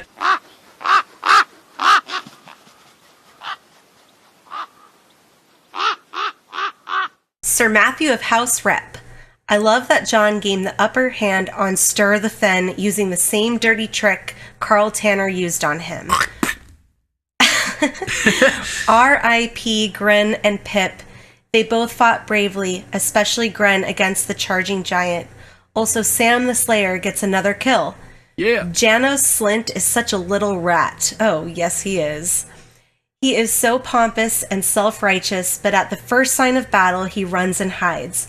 Good thing John and later Ed were there to actually lead the men on the wall. Absolutely. Yeah, big time. Thanks, Sir Matthew. Lord Axel of House Ericsson. I'm a big fan of epic battles, so this might actually be my favorite episode of Game of Thrones. One of the things that has to be mentioned is how badass Sir Alistair Thorne is. All the way from atop the wall when he teaches Jon about leadership to down below with his epic battle speech and fearless fighting. I think the fact that the show writers have made the normie watcher sort of hate him makes his heroic acts even cooler. I agree. Me too. And it's cool that the actor got some moments where like he's admirable and everything like that. Yeah. Lord Axel goes on. I think that he is a great character overall that receives too much criticism. Without him and his training of new recruits, the Watch would be in a much worse position. A shame they kill him off later. So sad to see both Pip and Gren go. Both loyal comrades that made John's story, in lack of better words, warmer and funnier. And I guess you will have talked a lot about Ygritte. Yeah, we talked quite a bit about Ygritte. A bit about Ygritte. Also, a great episode in terms of showing different military techniques. Those archers leaning out over the wall was really cool. That's something we didn't mention. Yeah, that was cool. Yeah, great catch. Really cool. Yeah, leaning out over and shooting arrows downwards at the climbers. Really cool. And didn't one of them get cut loose? I don't want that job. I don't want that job. Yeah, no thanks. No, thank you. Yeah, one of them went plummeting down to their death, if I remember correctly. Yes, they did. About the time when that barrel exploded at the top of the wall and sent flaming shrapnel impaling a bunch of brothers and stuff. Yep. Yeah, craziness. Axel goes on, since some people style themselves in A Song of Ice and Fire fashion, I will start to call myself Sir Axel of House Eriksson, inhabitant of the land of almost always winter. Love it.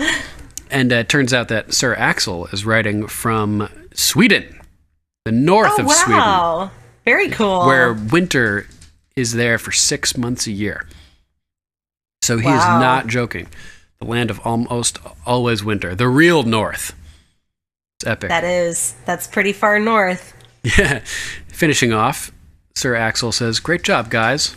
Looking forward to listening to Mockingbird on the morrow. Yeah, Thank you so much for writing. Great feedback. Sir Pete of House Clark. An idea for Bronn of the Blackwater's house sigil would be the twin towers of House Frey using gold coins instead of bricks against a green field with an archer in black silhouette shooting a green flaming arrow at a 45-degree angle. House words, with 20 good men, it can be done. I like it.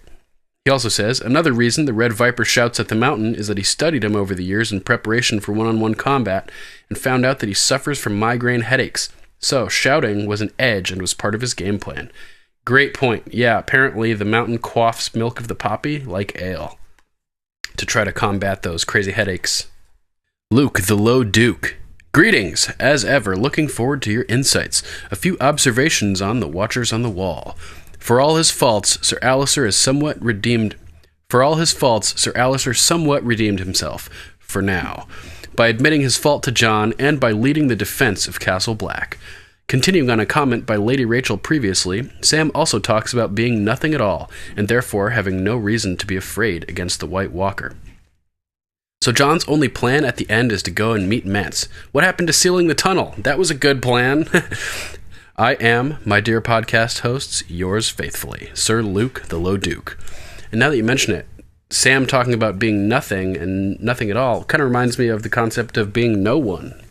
And when you're no one, you kill stuff, just like when Sam was nothing, he killed that White Walker. So that's pretty cool. Thanks, Sir Luke.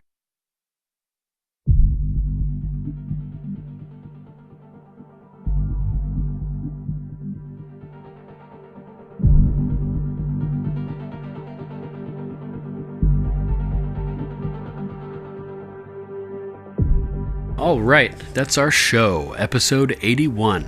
Thanks for listening, everybody. Yes, thanks for listening and continuing to send your feedback. We absolutely love the stuff that our Ravens calls bring to our attention. Totally. Next episode, we'll be covering Season 4, Episode 10, the finale, The Children. Give it a watch and send us your thoughts. We'd love to read them on the air. Winter is coming, and holiday season is here. So if you'd like to support Game of Microphones without spending any extra money, you can. This year, for your holiday shopping, just go to gameofmicrophones.com and click on our link to Amazon. And while all your prices will remain the same, Game of Microphones receives a little finder's fee from Amazon for everything you buy in that session, for directing you to their site. It's super easy to do, doesn't cost you a penny more, and makes a huge difference for us. Now, you can also donate directly to Game of Microphones or subscribe monthly by going to paypal.me/GOMPodcast or by becoming a patron at patreon.com/GOMPodcast. And you can always still sign up for free audiobook trials at audible.com as well for a free month and getting a free book of your choice. No obligation to spend any money. You can cancel at any time, and it gives a little kickback to Game of Microphones as well. And there's links for all that at gameofmicrophones.com. We'd also like to give a warm thank you to our first Patreon supporters this week. So a huge thanks to Sir Matthew of House Rep, Lady Lucy of House Roberts, Lady Candace of House Twos, Sirenicide, Lord Jeff of House Allen, Lord Zach of House Bruce, and Sir Luke, the Low Duke. We love you guys and appreciate your patronage. Thanks. Yes, thank you guys so much. You guys are awesome. If you'd like to call, you can always call us at 813-JOFFREY. That's 813-563-3739. If you would like to write in, you can email us at ravens@gameofmicrophones.com. Check out our Facebook page at facebook.com/GOMPodcast. And while you're there, give us a like and a rating. And since we've been back, we're no longer appearing in the search results for Game of Thrones in the Podcasts app on iPhone. So it would probably help a lot and bump us back into the search results if you guys could go to iTunes and give us a nice review on there. We'd really appreciate it. Imp Slap! You can also listen to Game of Microphones on YouTube, BitChute, and Steemit. Just search for Game of Microphones to find our channel. We can't create a custom URL on YouTube until we have at least 100 subscribers. So please subscribe as well. Likes, comments, and shares are also greatly appreciated. And we'll probably be uploading actual videos to YouTube in the near future too, so look forward to that. Yes. We're also on Twitter, Instagram, Gab, and Minds at GOMPodcast. We're also on Tumblr at Game of Microphones. All right, that's our show. Thanks for listening, everybody.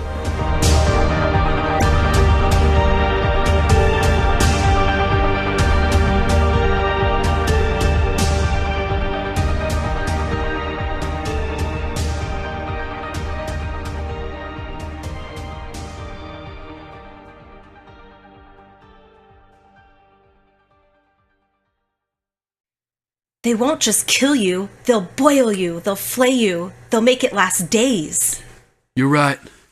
It's a bad plan. What's your plan? Raise the outer gate, then lower it as soon as I'm out. What are you doing? I promised Mormont I'd never lose it again, in case I don't come back. John, come back.